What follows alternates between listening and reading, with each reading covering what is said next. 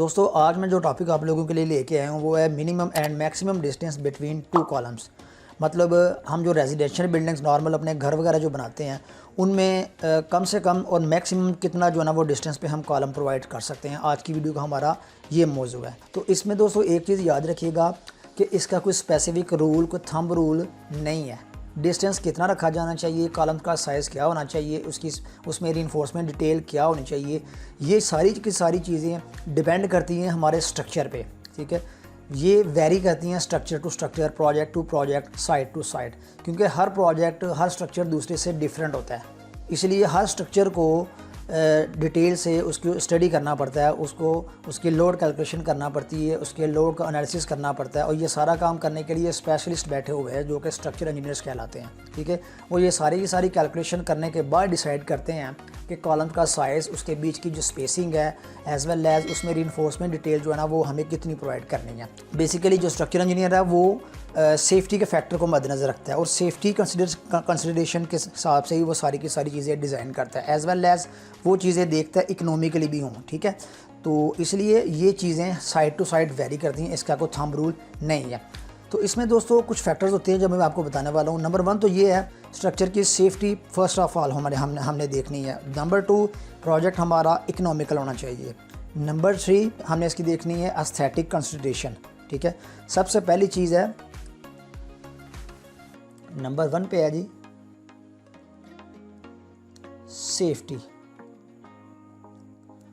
ठीक है, नंबर 2 पे है इकोनॉमिकल। नंबर 3 पे है जी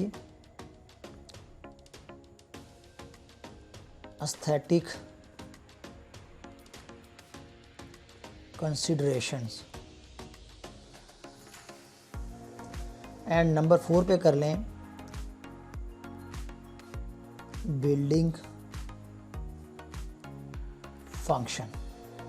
ठीक है, ये सेफ्टी क्या है, जब भी हमने दो कॉलम्स के बीच में स्पेसिंग का हिसाब लगाना है कि कितनी रखनी है, उसमें फ़र्स्ट ऑफ ऑल जो फैक्टर हमने कंसिडर करना है, या कोई भी अगर कोई स्ट्रक्चर इंजीनियर स्ट्रक्चर को डिज़ाइन कर रहा होता है तो वो भी लोड कैलकुलेशन करने के बाद, पूरा एनालिसिस, स्ट्रक्चर का एनालिसिस करने के बाद जो मोस्ट इंपॉर्टेंट फैक्टर कंसिडर करता है ना वो है सेफ्टी। स्ट्रक्चर की सेफ्टी फर्स्ट प्रायोरिटी होती है। ठीक है, उसके मुताबिक ये डिज़ाइन करता है सारा का सारा और डिसाइड करता है कि स्ट्रक्चर के कॉलम्स के दरमियान में क्या स्पेसिंग रखी जानी चाहिए। ठीक है, हमने भी अगर रफली जट के तरीके से जिस तरह कि अभी मैं आपको बता रहा हूँ कि इसमें मैं आपको जनरल प्रैक्टिस या जनरल एक्सपीरियंस की बुनियाद पे आप लोगों को बता रहा हूँ, तो उसमें भी हमने सेफ्टी को ज़रूर मद्देनज़र रखना है। ठीक है, स्पैन इतना ज़्यादा भी नहीं करने को कोई भी स्पैन रखा जा सकता है दोस्तों, लेकिन जो हमारा स्पैन बढ़ेगा, कॉलम का साइज़ भी बढ़ेगा, उसकी डायमेंशन भी बढ़ेंगे, एज़ वेल एज़ बीम का साइज़ भी बढ़ेगा। ठीक है, तभी हमारा स्ट्रक्चर जो ना वो सेफ़ होगा। इसके साथ साथ जो रीइंफोर्समेंट है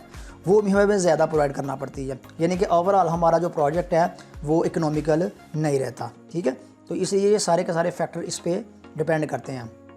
अगले नंबर पे आ जाता है इकोनॉमिकल। वही बात आ गई है कि हमने सिर्फ अपने स्ट्रक्चर को ये नहीं देखना, सेफ्टी नहीं देखनी, एज़ वेल एज़ हमने इकोनॉमिकल वाला फैक्टर भी मद्देनज़र रखना है कि हमारा स्ट्रक्चर आया कि इकोनॉमिकल है। इकोनॉमिकल इन द सेंस के स्ट्रक्चर में जितना पैसा लग सकता है उससे ज़्यादा तो नहीं लग रहा। ठीक है, स्ट्रक्चर की सेफ्टी को देखते हुए। नंबर 3 पे आ जाता है जी एस्थेटिक कंसिडरेशन। एस्थेटिक कंसिडरेशन मतलब आर्किटेक्चरल पॉइंट ऑफ व्यू से वो घर कैसा लगेगा। ठीक है, क्योंकि अगर कोई आर्किटेक्ट जो है ना वो डिज़ाइन करता है तो उसने स्ट्रक्चर की सेफ्टी को मद्देनज़र नहीं रखना, उसने देखनी है अपनी एस्थेटिक लुक के प्रोजेक्ट देखने में कैसा लगेगा। ठीक है, स्पेस को मैक्सिमम यूटिलाइज़ किया जा रहा है या नहीं किया जा रहा।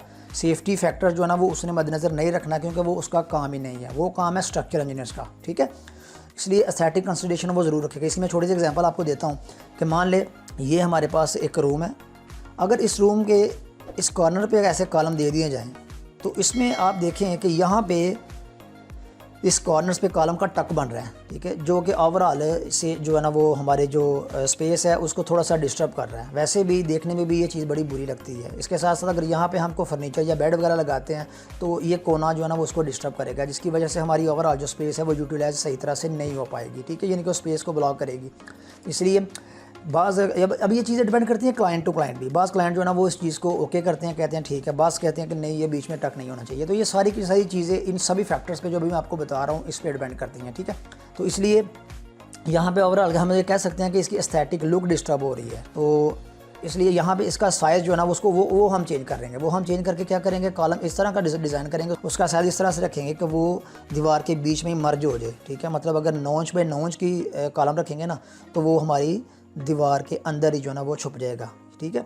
मतलब बाद में प्लास्टर करने के बाद वो पता ही नहीं चलेगा कि यहाँ पे कॉलम है या नहीं है। यानी कि इस तरह ये एक मैंने एग्जांपल आप लोगों को दी है एस्थेटिक कंसिडरेशन की। अगले नंबर पे आ जाता है बिल्डिंग फंक्शन। मतलब वो बिल्डिंग हमारी किस फंक्शन के लिए, उसका पर्पस क्या है, वो कौन सी बिल्डिंग है, आया कि रेजिडेंशियल बिल्डिंग है, कमर्शियल है, कोई इस्लामिक बिल्डिंग है जिस तरह के मस्जिद वगैरह है, या कोई हॉस्पिटल बन रहा है। इसलिए बिल्डिंग का फंक्शन जो है ना उसको भी देख के ये चीज़ डिसाइड की जाती है। ये तो हो गए दोस्तों फैक्टर। अब आ जाते हैं अपने मेन पॉइंट की तरफ कि नॉर्मली हम जो घर बनाते हैं G+1 वगैरह के, वहाँ पे हम मिनिमम एंड मैक्सिमम डिस्टेंस कितना रख सकते हैं। तो मिनिमम डिस्टेंस आप लोग जो रख सकते हैं दोस्तों वो है जी 3 मीटर मिनिमम डिस्टेंस,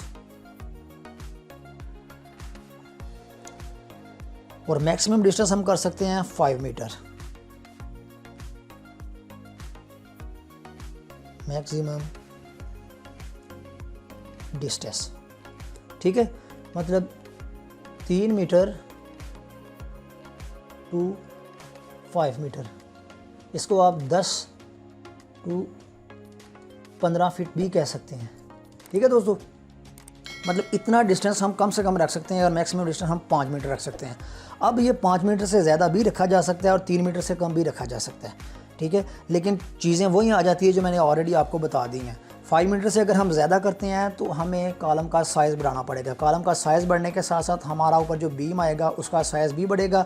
इसके साथ साथ ओवरऑल हमारी रीइंफोर्समेंट जो है यानी कि सरिया भी ज़्यादा लगेगा, ठीक है। ये सारी चीज़ें करने के बाद हमारा जो प्रोजेक्ट है वो इकोनॉमिकल शायद ना रहे, इसलिए ये चीज़ें सारी की सारी मद्देनज़र रखी जाती हैं। अब बीम की बात आ जाती है कि बीम का साइज़ क्या रखा जाना चाहिए। तो बीम का साइज़ दोस्तों आपने स्पैन बीम की जो लेंथ है वो तो वही होगी जो 2 कॉलम के बीच की होगी, ठीक है। 2 कॉलम के बीच का जो स्पैन होगा बीम का स्पैन भी वही होगा, क्लियर स्पैन। जबकि बीम की जो विड्थ और डेप्थ जो है, बीम की विड्थ आपने कम से कम रेजिडेंशियल बिल्डिंग की मैं बात कर रहा हूँ तो वो आपने रखनी है, विड्थ आपने रखनी है जी 9 इंच, और डेप्थ आपने दोस्तों रखनी है जी 12 इंच 12 इंच। इससे कम आप लोगों ने नहीं रखनी है। डेप्थ हमेशा विड्थ से ज़्यादा होनी चाहिए, ठीक है। अब मैं कॉलम का साइज़ बताता हूँ तो वो आपने कम से कम 9 इंच बाई 9 इंच रखना है। अगर आप G+1 बना रहे हैं तो आप ये साइज़ फॉलो कर सकते हैं। इसके साथ साथ अगर आप G+2 तक आप लोग जाना चाह रहे हैं तो फिर आप कॉलम का साइज़ रख सकते हैं 12 इंच बाई 9 इंच। कॉलम का साइज़ रखते हैं ना 9 इंच बाई 12 इंच, तो फिर ये कॉलम हमारे दीवारों में छुप जाएगा, जो कि बाद में प्लास्टर होने के बाद वो नज़र नहीं आएगा, यानी कि पता ही नहीं चलेगा कि इस यहाँ पे कॉलम आ रहा है। और इसके साथ साथ हमारे स्ट्रक्चर की सेफ्टी भी होगी, एज़ वेल एज़ हमारा स्ट्रक्चर इकोनॉमिकल भी होगा। उसके साथ साथ बिल्डिंग की जो एस्थेटिक लुक है वो भी डिस्टर्ब नहीं होगी। मतलब G+1 में 9 इंच बाई 9 इंच कॉलम का साइज़ आप रख सकते हैं। उसके बाद अगर मैं बात करूँ आपकी G+2 की, तो G+2 में आपने जो कॉलम का साइज़ रखना है वो आप 12 इंच बाई 9 इंच रख सकते हैं। इससे कम आप लोगों ने नहीं रखना, ठीक है। वीडियो से अगर आपने कुछ नया सीखा तो वीडियो को लाइक करके चैनल को सब्सक्राइब कर दीजिए। Thank you so much. अल्लाह हाफिज़।